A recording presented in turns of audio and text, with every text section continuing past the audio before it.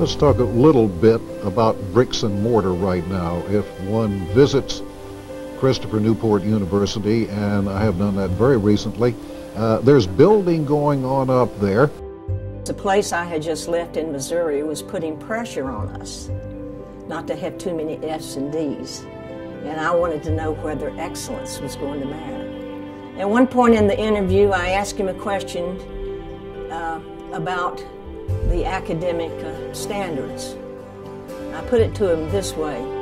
Suppose I had a class of students in which about 50% of them were so bad that I would have to fail half the class. How would you respond to that? And he said, if you have to fail them, fail them.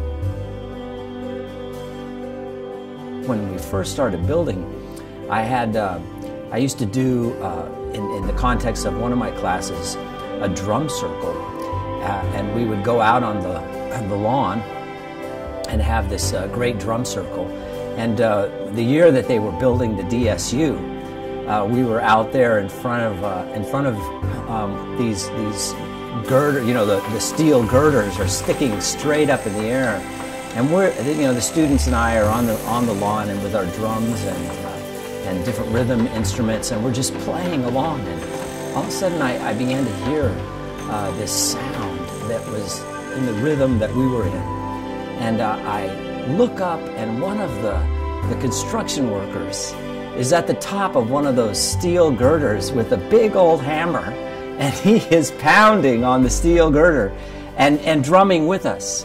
We have a fine complex now, the Santora complex, that serves and will serve up to 400 students. We will need to replicate that building, and that will permit us then to serve and house about 1,000 residential students. We were asked during our interviews for CNU, what do you see yourself bringing to campus? And we had no idea the things that we would get involved with. Fall Fest and Spring Fest and talent shows and dance crews and Greek events, and it's just really exciting to see how far CNU's come in just 4 years. To me, CNU is home. It's where I got my start from an academic standpoint, and really the foundation of the career that I've started and the career that I'm continuing to build. And CNU on the other side is just a feeling of family and friendships. No matter how long it's been in between times that I visit campus, I know that there's always going to be a smiling face that I remember, whether it be a professor, whether it be someone from the grounds crew, someone that works in one of the dining halls.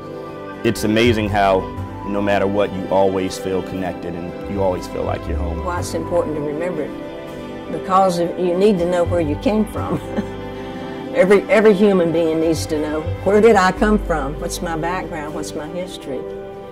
We were well worn out, and we were camping one evening on a lake, out in the, again, 100-mile wilderness, out in the middle of nowhere.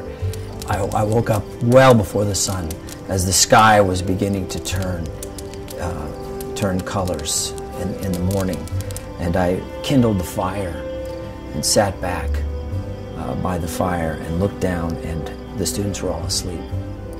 And I thought, I just thought, this is what I live for. I get to bring these students from Virginia, I get to bring them out here in the wilderness, and they're having this transformational experience. And here I am sitting with them together. 20 years ago, we set out to build a great university for America. We said we reject the notion of incremental progress. We're in the business of dramatic transformation, and everything we do will be done at the highest levels of excellence. With the help of a lot of wonderful people, we're going to create one of America's preeminent public liberal arts universities. And you know what? With the help of a lot of wonderful people, we're there.